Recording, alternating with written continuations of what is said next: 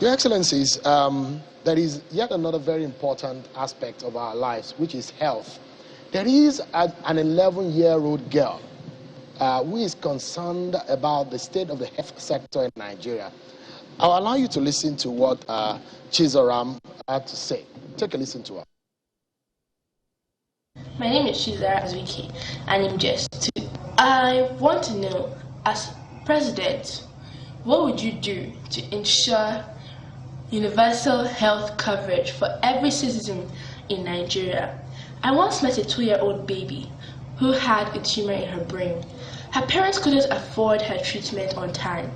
My dad and uncle started a fundraiser to be able to get enough money to pay for her treatment. So unfortunately, she didn't survive. I want to know, as president, what would you do to ensure universal health coverage for every citizen in Nigeria so that a child in her position would have had a high chance of survival? All right. Sad story there from Chizora that she explained. Very, very, very sad. You know, we set up the Nigeria Health Insurance Scheme during our administration. But understandably, I heard since we left office, the scheme has been poorly implemented. So my position is that we should strengthen the Nigeria Health Insurance Scheme to make sure that health insurance is available to as many Nigerians as possible. This is one. Secondly, and is to develop incentives, you know, to the private sector also to invest in healthcare, because the participation of the private sector is very, very essential in very, very specialized aspects of healthcare. I think if we adopt these two policy options, we will be able to provide healthcare to the majority of our people. Great. Okay, go ahead. Yes. Add a little to that.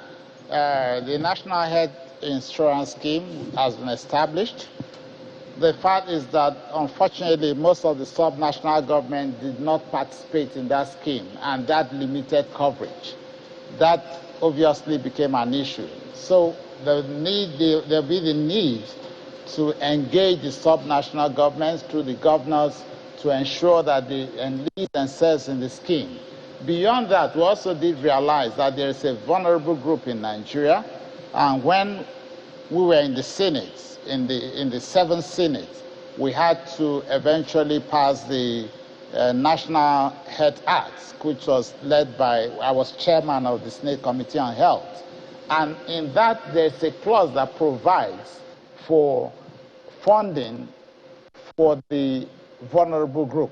And if that money is actually utilized, it creates a pool of funds that can add on to whatever is within the pool of funds of the National Health Insurance. And with the participation, as my presidential candidate has said, of the organized private sector and the informal sector, bringing all of them into the National Health Insurance bracket, you'll find that you have enough pool of funds to be able to take care of the very vulnerable who are not able to pay their premiums. In Delta State, for instance, since 2017 January, we have been providing for the vulnerable, here classified into all pregnant women and children under the age of 5, from 0 to 5 years. We've been providing and paying their premium from the pool of funds that we have been able to generate with the state government funding it. But unfortunately, we've had just one release, because the act was signed in 2014 December. It was operationalized by this current government, but just for 2018 monies were released, and since then we've had a lot of hiccups. So the act is actually not followed through, because government is supposed to provide some level of funding as required by law. And then if that money gets into the pool of funds, the state governments are supposed to pay their own counterpart funding. And that creates a large pool of funds. So the government at the federal level would definitely put down its own funding and get the state governments to provide the counterpart funding. I think that will create the needed pool of funds. And if we're able to do that, we would have been able to reduce the very high level of infant mortality and under 5 mortality rate that we have, one of the worst indices in the world. We'll be able to reduce the very high level of maternal mortality. And I think there will be a turnaround in the next 4 years. And I believe that we'll critically look into that and get it operationalized.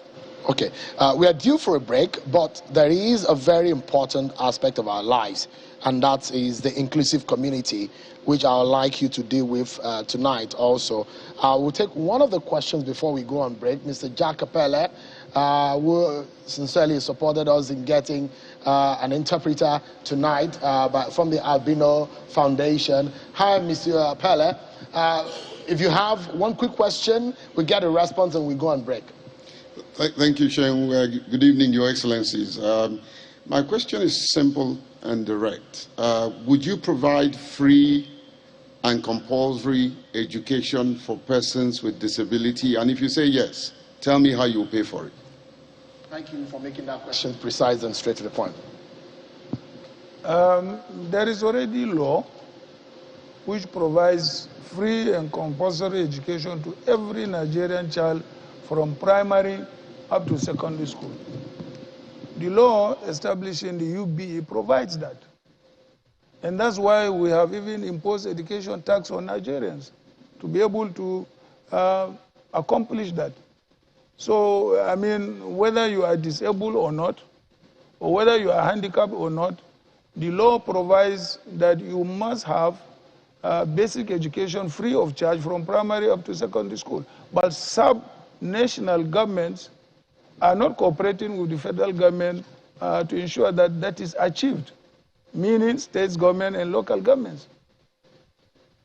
You must understand that education is a concurrent, issue in our constitution.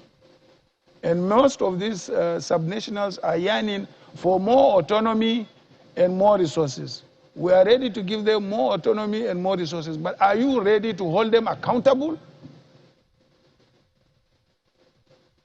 Epele, are you ready to hold them accountable? Your Excellency, let me just take a simple correction. And I know this is not to put you down or anything.